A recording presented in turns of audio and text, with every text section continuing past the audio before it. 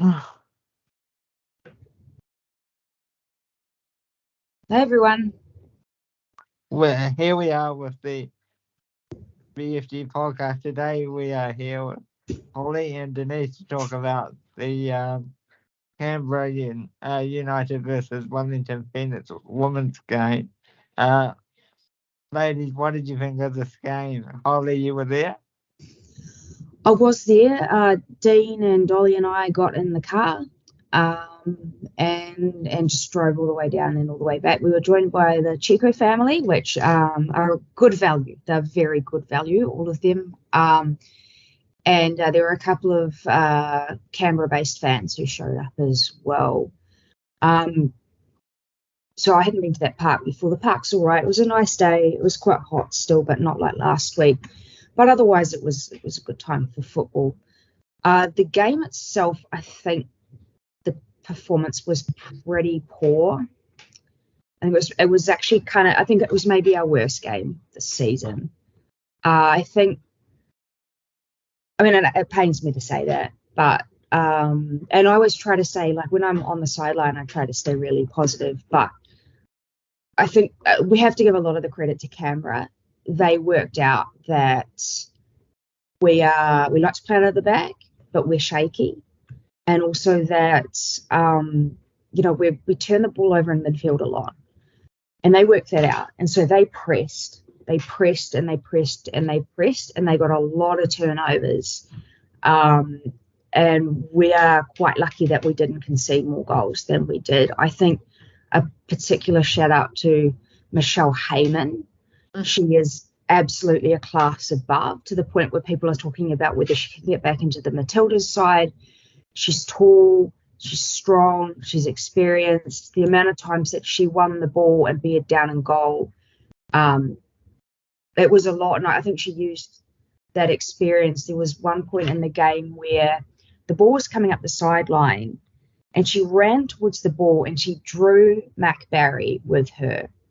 She drew Mac Barry all the way in, nice and close, sprinting up to this ball that was right along the sideline. And then she just, at the last moment, just tipped her body and turned and ran up the line. And the defender was just left standing there, which happens to me too when I play, because I'm not very good. But to even draw someone like Mac in and just skin her like that, I think, Heyman's a cut above. Canberra had like a very good idea of what to do to stop us, and I don't think we've changed anything. The only person who was not the only person, the standout for me was Paige Satchell. Again, she worked her butt off. She was everywhere. She'd just go and win turnovers. She got like 12 dribbles in the stat. She'd just go and get the ball and then take off. Her energy is incredible. But otherwise, it's pretty disappointing to have her come away with a performance like that. But it is what it is, Yeah, I can't believe she's playing so well just weeks after coming off a heart operation, I believe. So that's pretty amazing to be able to play at that level just weeks after having what I believe was a little bit of heart surgery. So that's pretty good. Paige is, she is above and beyond the rest of the squad right now. She's having a good season. I think she's gotten your little corner of yellow player of the match twice. She's deserved the praise, and she's the bright spot. There's a few things you said, Holly, that I just want to riff on. Michelle Heyman, wow, she just she retired a few years ago. Just to put that in context, she was like, no, I've had enough. I've had a good career. And they lured her back, and she is on it. I was really impressed with her. Her poise, her just strength, and her quickness, and her just, like, she looks like a true pro out there. What you just described, she's really, I don't know if she'll be called in for the national team, but I'm sure they're looking at her. I also think they kind of stole some of our playbook, in that high press, more intense. They weren't going to be embarrassed by our team again. and they did their homework. I think when we interviewed Grace Jolly, she was like, "Oh, we've been studying some stuff." And I think for me, that's part of a theme that teams know what we're going to bring now. They might not know all the players and how we're going to use them, but they know kind of how we're going to play. And they know, Wisniewski, like they know these things where before they were surprises. And I feel like we don't have as many, we're not working our surprises as much. And then some of our veterans are making some mistakes. And that's painful to watch as fans. I mean, it's painful. I mean, I didn't watch much women's football until you got me into it today. But Michelle Heyman is one player I did watch. Just here and there. And would you say she's better now than when she retired the first time? Don't know. I mean, she's making us look silly. And we have a lot of football ferns. So I'm and it wasn't just her. There was a number of players on that team that just worked together as a team to they looked for each other in passes for the most part. They seem to just do the things they need to do around stripping us and making us look silly. They just seem more unit, more skilled, more hungry for it. I feel like Natalie got a lot of work to do. Like, officially, if they worked us out now. So, yeah. I don't know. I mean, it's hard to know what to do if you've worked really hard on a particular game plan. Changing your style, changing your formation is a huge decision. And if you haven't had a lot of time with a team, that can be really difficult. But at some point, maybe you cut your losses about playing out from the back. Like there were a couple of goal kicks when Bree actually just sent everybody forward to try that, because we were winning our aerial duels. Like, I don't know. I'm not a coach, but we got found out as how to beat us and just a team that's high quality. I was also a little bit surprised that they started Rollo. So obviously she's a very experienced player that we want to see a lot of, but it's surprising to start a player that's literally just come back from a long injury. I would have thought we would have started someone else like Mickey and then brought Rollo on for like half an hour or 20 minutes or something like that, because Rollo was not involved. I feel like the passes that she put up didn't connect with other people, and it's probably a settling thing, like this is her first match back, but I felt like she just didn't really have any influence on the game. I think you're spot on with that. I think starting Mickey Robertson would have been a lot better, and because she's proven herself in other matches, and then you just bring Merlo on as a sub. Most people enter like that after injury. Yeah, I was shocked that they throw in the deep end, like, okay, you're ready to go. Get in there. I wouldn't have done that. What was the atmosphere like in Canberra? Yeah, it was pretty good. I mean, I feel like Canberra get a decent turnout usually. I've only been there twice, to be fair. But, the unique thing about Canberra is that's it. If you want to watch professional football in Canberra, it's the women's team. So you possibly get a lot more people who would otherwise be going to a men's game if they had the choice. But they've started going to the women's game. And it's always one of the things that's fun about being an away fan is you sort of see the little traditions that each club has, like during the match, or the chants that they might use, or something like that. They had a Santa Claus come around, giving out presents to kids, and we're like, Santa, do you have any goals for us? He didn't, unfortunately. But there's so many fun little things. They had a collection of toys to give away to kids in hospital. Wow, that's cool. Yeah, and like it's funny listening to. Actually, I think you could hear this on the broadcast. Paige fouled someone, and someone from the stand, because she played for them like 2 seasons ago, she was playing for Canberra. They're like, that's not like you, Paige. Like, what? I thought the atmosphere was pretty good. It was pretty warm in the sun, but yeah, it's always fun doing an away day, even if the score doesn't work out. Yeah. Was it Twitter or Facebook, Holly? You said you could hear yourself or something? I usually can hear myself. We were sitting on the other side of the camp. Right? You mentioned you did the "Who are you" chant. Oh, that's right. So I don't know whether this was on camera with Jale or whether it was after we finished talking, like after we finished recording for the interview. But I said, if I see you in Canberra, I'm going to chant, who are ya, who are ya, who are ya. And then just before halftime, just before the second half kicked off, she was standing right in front of us. I'm like, who are ya, who are ya, who are ya? And she turns around, she's like laughing, and she's like, I can't hear you. So that was funny. I'm considering we conceded 3 goals, I'm really disappointed that she didn't at least score one of them. She played quite deep. She played like a left mid or something like that, so she only got a couple of chances. It's a pity. Yeah, I couldn't stop watching. I was like, get in there! Like, why are you not playing there? But yeah, she was a bit deep. I was bummed about that.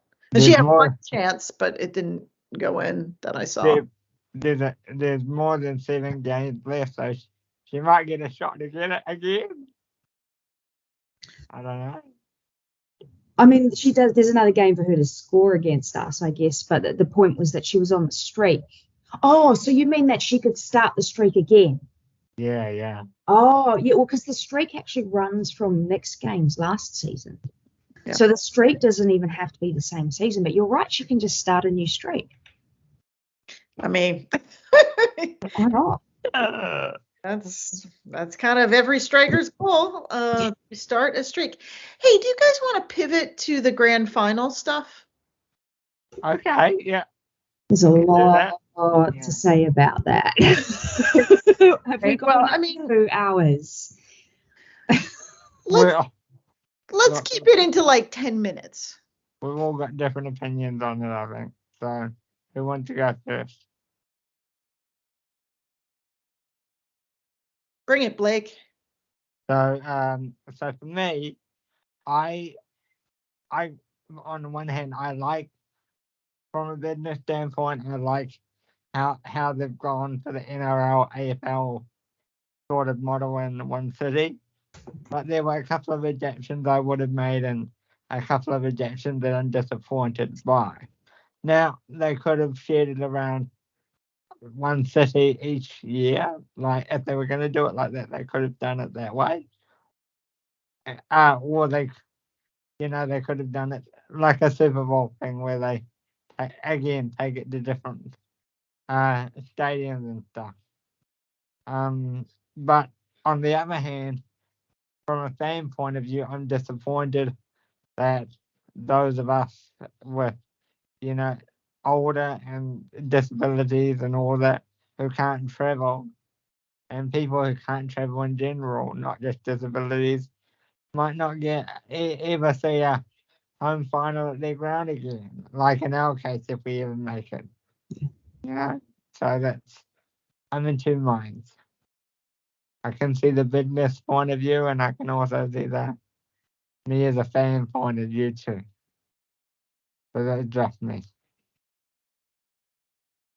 I think for me, personally, I mean, the money's good, and the APL that run the leagues have been clear about the fact that we do need investment, and this is government investment. It says 8 figures. I don't know whether that's $10 million or $99 million. It's not clear to anybody. With the NRL and AFL, those were historically competitions that started in a particular state and then expanded.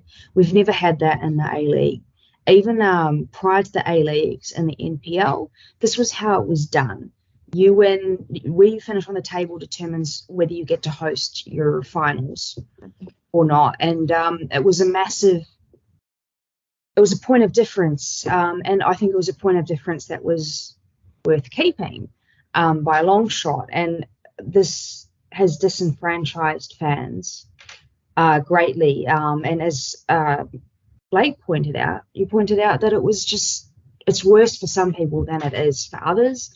There are reasons in which it's probably worse for women's football than it is for the men's football. I think the people. Can you get into one of those? Why is it worse for women's football? There's always been like lower traveling anyway, so you've got fewer fans. So rather than as a proportion, you say you've got a proportion of fans that can afford to travel, the number of fans for women's football is really low. So I think it's a little bit complicated. You'll see, so some women's supporter groups put out a statement about that, and I think there's frustration over sort of numbers of fans that can get to finals and how much this will affect it, which is the same as for the men's as well, but I think it's less able to be absorbed in the women's game. So there is a statement that came out from some of the women's fan groups, so that's definitely worth reading it. It went onto all the social media channels. The other thing I wanted to make a point about for this was that, the APL didn't come out and say, this is about money, we're going to give it a run for a couple of years. They came out and they said, this is good for you. That's what they've done. They've come out and they said, this is good for fans. And it's the gaslighting and the smarminess of these, the way that it's been announced and the fact that they're trying to pretend that it's good for us and we're all just emotional right now and we'll calm down, and that's where a lot of the anger is just the way that the decision has been made. Clubs are not happy with the decision. Players are not happy with the decision. Fans are not happy with the decision. So it's just I could talk about it for a long time, and there's been talk, if you've been on social media, especially Twitter, there's a lot of discussion about it there. Within fan groups and between fan groups, there's also been a lot of discussion. I personally think it's awful, and I won't be going so I live in Sydney. This is, in theory, this is perfect for me. And I would go to a grand final if it was legitimately hosted here. I went to the A-League Women's Grand Final last season. But if it's not legitimately hosted, as far as I'm concerned, I'm just not going to go, even though I live here. And I think there are a lot of people who feel that way. From what I saw, it's very divided on social media. There are a lot of people that don't like it, but there are a lot of people that like it as well. So it'll be interesting to see what happens. And I think you both make really legitimate points. Blake is like, as a disabled person, I want a match in my community that I can just go to, I can roll to. For really intense fans, they're like, we worked all year or all season to come in first, to rank high, and we want to be able to host this match and make some money in our community. And those are 100% legit. And I will add I used to be more of the mindset of that second thing. You win it, you should be able to host, you win the regular season, you should be able to host this stuff. I have seen in America it done with it's usually hosted at a newer club like Louisville or Orlando or Houston. Like it was It's hosted at a place that needs a little bit more support, and it's kind of like an applause for getting into the league. And all the fans just put it on their calendar, or not all that have some money, to be clear, put it on their calendar and say, this is the weekend I'm going to go have fun in Louisville. And you can build a big event around that. We had all the oldest players in the league come and get a special commendation for that, and there's parties that you can plan and just a big event for the league in general. And I can feel that as a touch saccharine, because it's not quite about the essence of the game and who's going to win. But I will tell you, from the fan experience, from the writer experience, who has to plan to go somewhere, to pump these matches, that is a positive thing. They want it on their calendar, the end of the season, the big finale. They want to know where to go, where they're staying, the party before, who they can connect with. And fans go and they just party. They have a blast, and it is a prep thing. I've never been to one, unfortunately, but I will just put that as a counter argument. Now, do I think it should be in the same city for 3 years? I think that's ridiculous. I mean, that is unfortunate. But I will put that as just a counter note to what you guys are saying. If I had to choose, I'm competitive as anything, so I would probably choose the best. If you win the league, you're in the final, you get to host. But there are some other intangibles, I guess.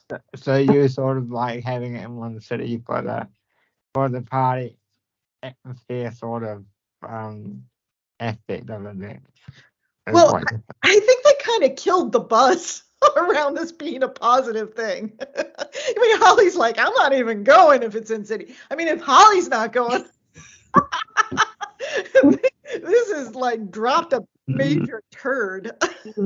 And you know what? I think it's a common feeling, because even you'll note that even the clubs, the fans of the teams that are based in Sydney are unhappy about it. The Cove, which is the main Sydney FC supporter group, are unhappy. Red and Black Block for Western Sydney Wanderers, unhappy about it. Denise, I think what you're talking about is what the APL want to sell us. The question is, will it work? Because I think that the NWSL, the way that functions, it really relies on a huge number of neutral fans to be willing to travel and to go. That's what you need. That's the only way this works, is if you get colossal numbers of neutral fans. And I'm not sure that they will. And so if you have like a repeat of last year's final, which was City versus Western United, those two Melbourne teams, you're not going to get people showing up. And those are teams that are sort of blamed for having not many fans anyway. So Denise, what you're talking about is exactly what they're aiming for. Yeah. But I don't know that it will work. And I think they've alienated enough people that people will just grudgingly boycott it. Yeah. It didn't work in America for years. They started doing it and people were kind of cranky about it.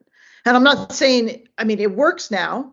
But you're right. There is a much larger population and a much larger fan base, and more neutrals do show up, and it does sell out. Now, that's pretty cool. But to sell out with a bunch of neutrals, the only way I can see I don't think it's going to happen right away. And definitely choosing one city for 3 years is kind of weird. So that's how it's happened. Destination New South Wales has stumped up the money. I think, honestly, if you came with enough money, fans would probably say, okay, we'll do it in a single city and try that. But it's just like, have they sold it for like $3 million a year and upset their fans for this? And like I said, that some of the official responses, someone asked Danny Townsend, the CEO, said, "Oh, what's the home ground advantage now?" And Danny Townsend looks at the camera, fully serious. "Oh, you'll get to pick which changing rooms you use." I'm not joking. That's what he said. He said, "You get to pick which changing rooms to use. That's the advantage of finishing higher up the table." And that's the kind of thing that people are really, really angry about, is the way that it's being sold. Yeah. So this is what's making it worse. Not just the decision, but the way it's been sold, the way it's been spoken about it, the way that they're saying it's good for us, even though we're upset. We're being emotional as fans. Like, I don't know. Apparently there's an emergency meeting on Thursday with all of the clubs, and it will be interesting to see what happens out of this. Yep. One way they could have done it better was, like, if they wanted to do it, pick all the biggest stadiums in the different cities. So, like, one year have it in Sydney and go to Accor. 1 year go to Melbourne, go to the Melbourne Cricket Ground, and 1 year go to Adelaide Oval or whatever. But you don't know whether your team is going to be in the final until like a week before the actual final. So everybody's leaving, booking their tickets to the last minute anyway, booking accommodation for the last minute anyway. Some people will book early because they'll go anyway. But that's the thing. You have no idea whether you don't know. You don't know who the final two teams are going to be until after that weekend before. So this idea that tons and tons and tons and tons of people, "Oh, you can book in advance, you'll have your accommodation." It's like, yeah, but I don't know if my team is playing. Will enough neutrals show up to make it worthwhile? Because picking CommBank was a mistake, because they're too small. The atmosphere is good. I've been at all of those stadiums. I'm surprised that they didn't pick Allianz, so the Sydney football ground, because that's brand new. CommBank's a great stadium to watch football in.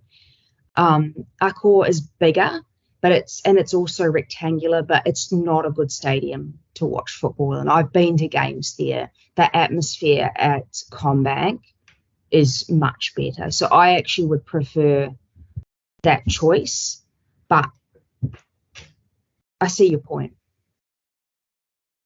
Yeah. Well, I think this is a story that's developing. It's not, the fans have kicked up a massive dust storm over it, with all the women's supporters groups, the men's supporters groups, even the teams have jumped in. Western United statement was like, we weren't consulted and we're not going to take it. So it's I think it's interesting. Yellow Fever has talked about like walking out during a match.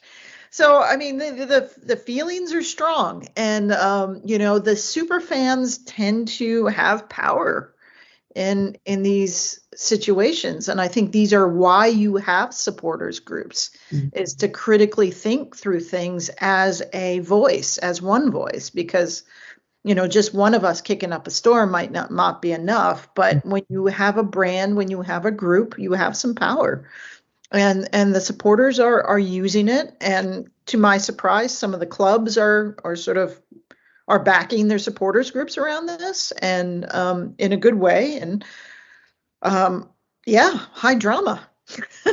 So the Football Australia used to run the professional leagues, and then a couple of years ago they split them off and they made their own organisation, and it was basically run by the clubs. But the governance structure seems to be that the clubs elect representatives. They're not actually sitting at the table. And I'm a little bit lost as to how the clubs seem to be disenfranchised from this decision, because the whole point of the Australian Premier Leagues being broken off away from Football Australia was so that the clubs had more control. So it just doesn't quite make sense to me that it's what's gone wrong? Or maybe the clubs were happy with the decision and now are just pretending they weren't. I don't know. You could be right on that. That So, has crossed my mind too. so in closing, do you see a bet flip coming, yes or no? I wouldn't be surprised. But I mean, the problem is when you've signed a contract, there can be a lot of money in breaking the contract. But I mean, the thing is, Destination New South Wales, that's the state government. The state government doesn't want to look bad either. So maybe they want a way to save face too. But who knows? I'm assuming we'll know on like Thursday or something. I wouldn't be That's surprised me. if we, yeah, I wouldn't be surprised if we see a bet flip, to be honest. Visually before just based on all the pressure that's coming. Because there's a lot. And, we don't, you could almost call it political pressure to a degree. So, we'll see.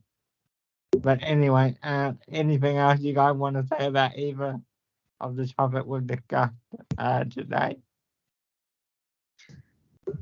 No. Did we want to pick estimates for, tips for the week? This coming weekend against Adelaide? Okay, so I'm going to go so if we're talking about the women, sorry. So I'm going to go 1-1 draw. Where are they on the table? Does anyone know? I'm not sure, but Adelaide are they're a solid team. Yeah. I remember very good rankings, preseason rankings. I just haven't looked at the table in the last 2 weeks. Yeah, I would just be happy if we got some goals. If we get 2 to 3 goals, honestly, I don't care what the final score is. I want to see them put the ball in the back of the net and make some fans happy. I think the next 2 years we're not going to expect much out of them. They're just going to be building seasons, and hopefully the league will give them a chance to stay in the league and build for a few more years, and then we'll start getting results. I think once they be allowed to import the visa players whenever that may come, I think that'll help a lot. That would be huge, as if like our men's team and like all the other teams, that we didn't have this weird rule where the visa players are all New Zealand players. So we can't import an American like every other team seems to have, or people from different places. So I think that is holding us back quite substantially. But look, I think we can grow more quickly than we are. But yes, I mean, I don't know how Adelaide is going to go. Maybe a draw. Not sure. Is Lily coming back for that? No, I don't think so. Yep. That's not my impression. Yep. She'll be in the stadium though, so she can yell at them from the sideline. She's not allowed to travel otherwise. So doll on like someone's like the Lily doll.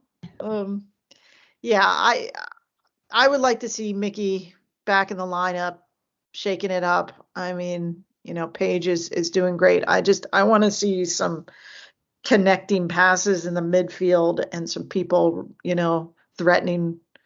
That kind of thing will make me happy. Personally happy. I really, during halftime of the match, I struggled to go back and watch. I was so like, ugh. All right. Well, hopefully we get, Yeah, it's just like an emotion.